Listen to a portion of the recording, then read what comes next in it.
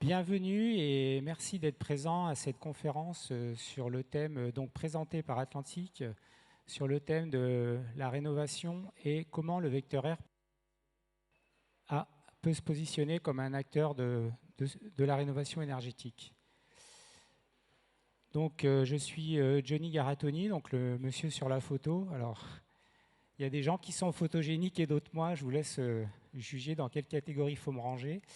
Je suis responsable des applications tertiaires au sein du pôle ACTA, donc la division qui est spécialisée sur tout ce qui touche au traitement de l'air et au paquet air d'une manière générale. Je suis là pour accompagner nos commerciaux dans la promotion technique et réglementaire des produits et aussi pour alimenter nos équipes marketing produits dans le développement de nouveaux projets.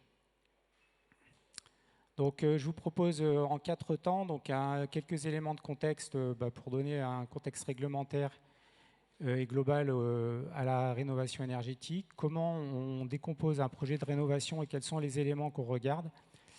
Je terminerai par des exemples de projets qu'on a étudiés et ou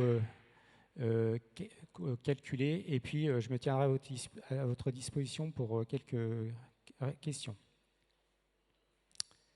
En 3 minutes, rappel sur le groupe. Donc le groupe Atlantic, c'est un groupe qui a été fondé en 68 par deux messieurs, Arada et monsieur Lamour. On est basé sur un actionnariat familial et bon, les chiffres sont indiqués en haut, mais aujourd'hui, donc en 2023, le groupe c'était 3 milliards d'euros, 13 000 collaborateurs présents sur 4 continents à travers des dizaines de sites industriels avec une capacité de production d'environ 9 millions à 10 millions d'appareils par an. La forte implantation du groupe au niveau français, puisqu'on a 13 usines qui sont en France, avec 2 usines spécifiques là, qui sont plutôt dans la région, donc plutôt dans l'Ain, on va traiter tous les sujets relatifs aux chaudières et paquets eau. Et puis sur Meyzieu, on va être, donc je suis un des représentants, on va traiter tout ce qui est en lien direct avec le vecteur R. Juste pour terminer, le groupe, c'est 22 marques donc, qui sont reprises là. Ces marques sont spécialisées et couvrent à peu près tout le spectre, on va dire, des produits du CVC aujourd'hui, sur toutes les technologies, et ont la particularité de nous représenter sur les segments du marché résidentiel et du marché, ce qu'on appelle tertiaire et collectif, dont Atlantic System, et on va dire, est le réseau d'animation. Alors, pardon. Juste pour donner un peu de contexte global, bon, vous savez, on a eu cette variation, cette évolution de prix au niveau de l'énergie qui ont fait qu'il a fallu effectivement se poser la question des ressources. Parallèlement à ça, le réchauffement climatique, on voit que ces dernières années sont de plus en plus importantes. Tous ces éléments ont mis en lumière l'obligation de prendre en compte les thématiques suivantes que sont la sobriété énergétique directement liée à la décarbonation, enfin très copine, et puis aussi de prendre en compte le confort des occupants, non seulement l'hiver, mais également tout au long de l'année. Et donc, il va falloir gérer ce triangle de thématiques. Et donc, comment nous, à travers le vecteur R, on est en capacité de trouver un bon barycentre sur ces 3 thématiques-là.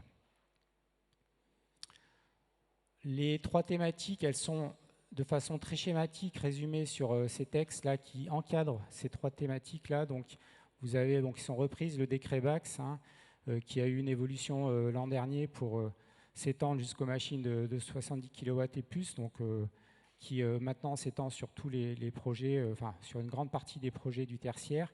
Le décret tertiaire qui, lui, s'adapte aux bâtiments de 1000 m². Le décret surveillance QAI qui met en évidence cette thématique de confort, de qualité d'air, qualité environnementale dans certains types de bâtiments, et donc qui oblige à prendre en compte ce traitement de qualité, on va dire, de confort intérieur lié au CO2 par exemple, on verra après, je le détaillerai, tout en s'intégrant par rapport aux objectifs du décret tertiaire. Et puis sur l'aspect un peu plus financement, les certificats d'économie d'énergie qui sont là pour accompagner les différents projets.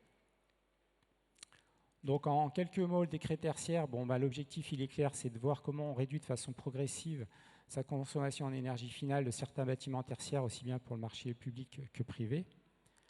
Les bâtiments qui vont être concernés, c'est tous les bâtiments, on va dire, d'une surface supérieure à 1000 m² en tout ou partie, c'est-à-dire que ça peut être un ensemble de petites surfaces qui sont inclus dans une même unité foncière. Les propriétaires ou les locataires vont être amenés à suivre ça selon le bail, hein, donc ça sera le bail qui va déterminer qui sera la personne qui va piloter et suivre cette consommation énergétique. Après, comme ça a été dit dans la présentation précédente, on part sur une base 100 qui va déterminer l'année de référence, donc qui est à prendre entre 2010 et 2019.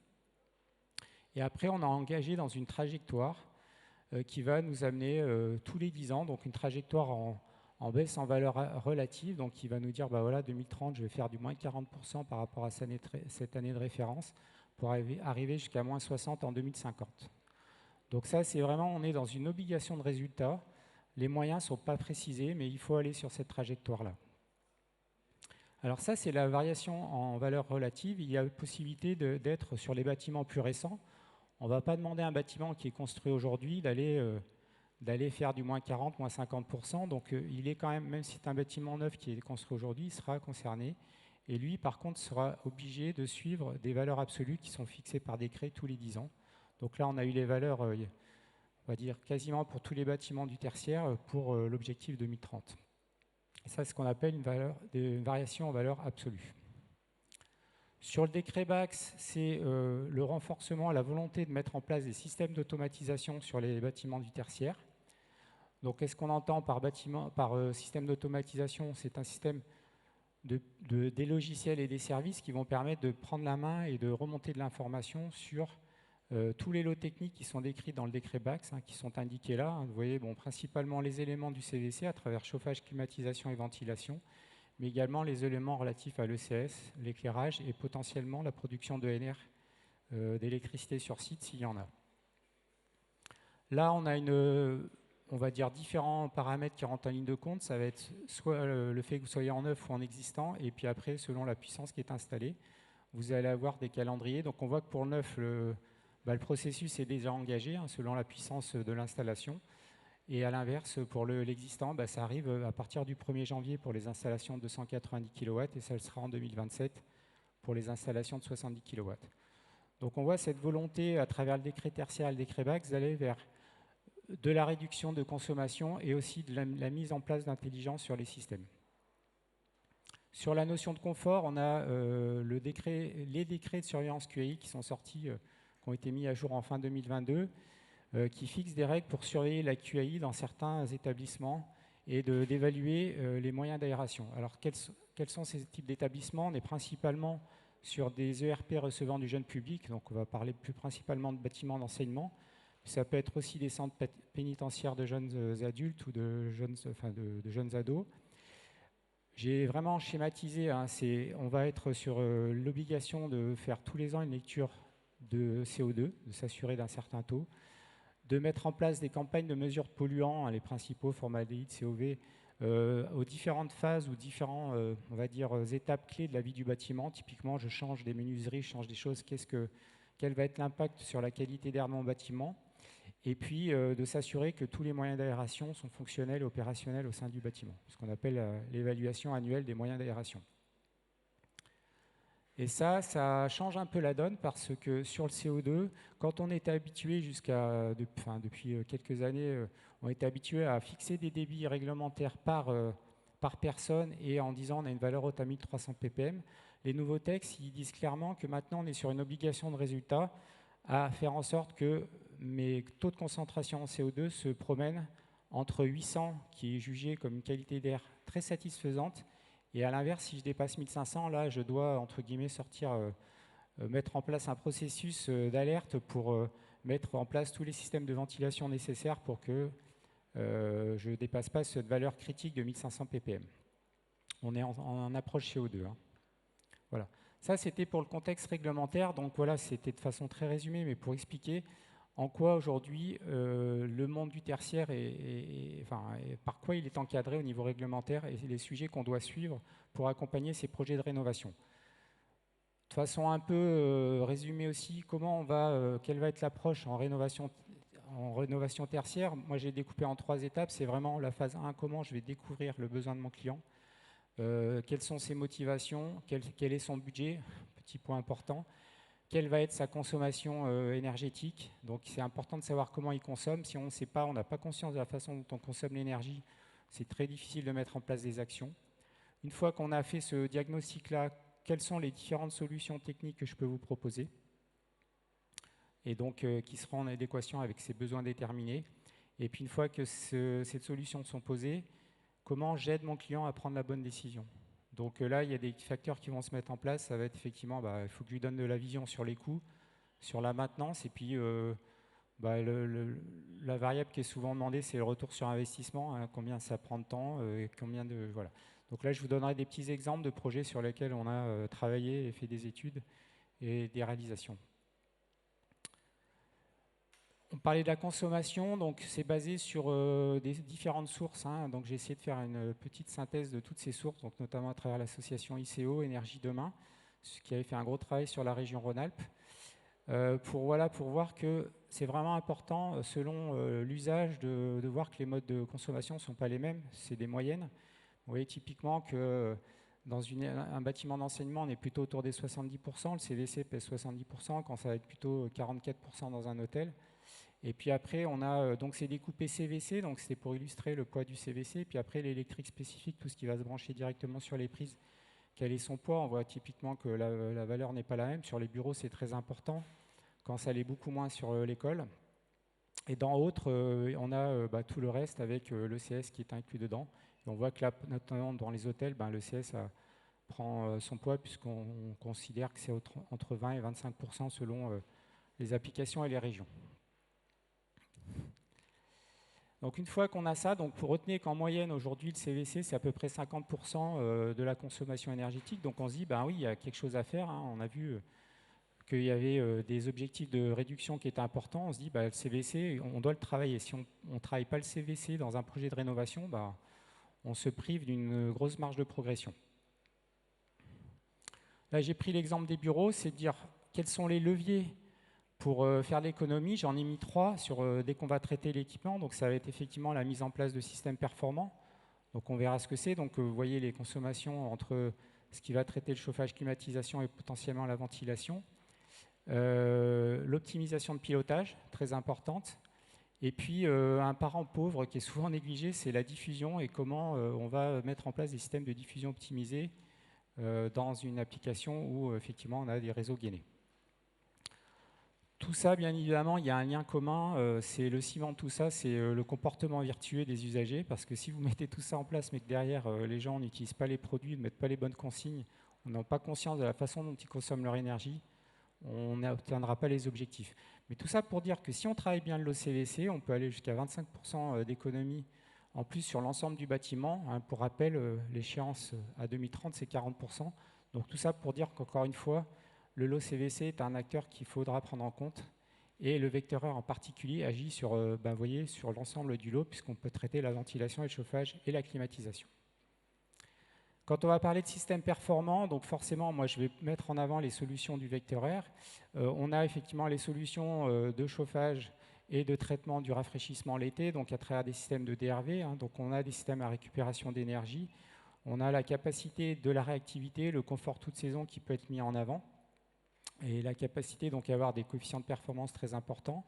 Si on arrive à coupler ça avec des systèmes réactifs, parce que la réactivité est importante dans ces systèmes-là, c'est aussi de mettre en place des systèmes de régulation intelligents. Donc vous avez la possibilité à travers des systèmes de pilotage et de régulation type vous voyez, des systèmes de zoning où on a des éléments qui sont certifiés UBAC qui permettent de réguler au plus fin. Donc sur la partie chauffage, effectivement la réactivité et la capacité à traiter le confort toute saison est un des atouts du vecteur R. Sur la partie ventilation, donc on va prendre en compte effectivement la récupération d'énergie des échangeurs. Aujourd'hui, on a facilement des échangeurs qui sont en rendement à 85%. Et on va s'appuyer sur les certifications. Et bon, celle qui est la plus mise en avant, on va dire, sur nos marchés, c'est la certification Eurovent, qui permet de traiter la performance thermique des systèmes, la performance on va dire énergétique, hein, à travers le rendement ramené au mètre cube heure, c'est les fameux SFP. La capacité aussi à traiter toutes les fuites et aussi la rigidité de la caisse. Donc tous ces éléments sont repris à travers la certification Revent. Donc que ça soit sur les gammes qui sont en ce qu'on appelle en récupération d'énergie, qui sont uniquement là pour traiter l'air hygiénique. Et puis après, vous avez vraiment les centrales de traitement d'air, donc ce qu'on appelle une CTA, qui va être là pour vraiment prendre en compte potentiellement de chauffage et même générer potentiellement de l'ECS sur certains cas. On l'a vu dans la conférence précédente. Sur la performance, sur les différents calculs qu'on peut faire ou même sites qu'on remonte, 1 degré de température, on a tendance à entendre, hein, c'est 1 degré, c'est 7%, ce qu'on entendait à la télé. Sur les chantiers réalisés et mesurés, on est plutôt autour de 10% sur des bâtiments tertiaires. Donc 1 degré, c'est facilement 5 à 10%, on va dire en moyenne, mais ça peut aller jusqu'à 10%. Et le fait d'avoir une logique de pilotage éco-confort, donc de prendre en compte les zones d'occupation et d'inoccupation, c'est facilement 15 à 20% d'économies qui peuvent être réalisées. Donc tout ça, en face, nous, on va mettre en avant, dans le cas de solutions qui ne sont pas forcément soumises au décret tertiaire, des solutions de télécommande centralisées, donc qui sont spécifiques à la marque. Et dès lors qu'on va aller sur des objectifs plus importants des CREBAX, comment on va pouvoir s'intégrer dans une supervision globale à travers les protocoles de communication les plus connus. Bon, j'ai mis les 4 historiques, on va dire, des protocoles ouverts. Hein. Bon, BACnet et Modbus étant aujourd'hui les plus mis en avant au niveau du tertiaire. Donc c'est important de pouvoir effectivement s'assurer que votre système est bien piloté et qu'il a cette capacité de gérer l'occupation et l'inoccupation. La gestion de l'occupation et l'inoccupation, elle est particulièrement valorisable et intéressante quand vous êtes en ventilation. Aujourd'hui, un bâtiment, par exemple, si je prends le cas d'une école, on est autour d'une inoccupation qui est de 75%. Si je prends un bâtiment de bureau, c'est 70% du temps. Le bâtiment, si vous enlevez les périodes de nuit, les week-ends, etc., les vacances pour les écoles, c'est vraiment très important de gérer l'inoccupation et aussi de générer les scénarios d'usage du bâtiment. C'est-à-dire, même quand la salle, je suis la journée, une salle de réunion, par exemple, elle n'est pas occupée en permanence. Donc là, je peux la traiter soit par la détection de présence, soit par carrément des systèmes de modulation de CO2. On voit les gains qui peuvent aller de 3 à 13% selon la technologie mise en avant. Donc ça, c'est des systèmes qu'on a chez nous qui s'appellent des systèmes qui sont soumis à des avis techniques. Donc on a la capacité à faire varier les débits soit par détection de présence, soit par modulation CO2, soit par l'hygrométrie dans les applications chaîne d'hôtel. Donc tous ces éléments, encore une fois, sont soumis à avis technique. Et puis ce que je vous disais en préambule, c'est la diffusion. Souvent, quand vous avez des réseaux gainés, on a tendance à ne pas forcément regarder le terminal de l'installation et du coup à mettre des diffuseurs qui vont peut-être pas générer le confort et créer de la stratification, c'est-à-dire faire des écarts de température entre le haut et le bas de la pièce. Donc tout naturellement, les gens, qu'est-ce qu'ils font? Ils vont rajouter 1 degré, 2 degrés à la télécommande. Et comme on l'a dit tout à l'heure, chaque degré rajouté sur une télécommande, c'est de la consommation en plus. Et on voit que l'impact d'une bonne diffusion, ça peut être entre 5 et 15% selon le travail qui est fait. C'est-à-dire que là, pour le coup, il faut être très regardant sur la mise en avant de solutions avec des bons diffuseurs qui ont ce qu'on appelle des taux d'induction, c'est-à-dire la capacité à bien mélanger l'air frais et puis l'air ambiant. Ou alors après d'aller chercher des systèmes qu'on a appelés intelligents, soit parce qu'ils vont savoir s'adapter au mode de fonctionnement et donc orienter la diffusion en fonction du mode de fonctionnement. En chaud et froid, on ne va pas diffuser l'énergie de la même façon.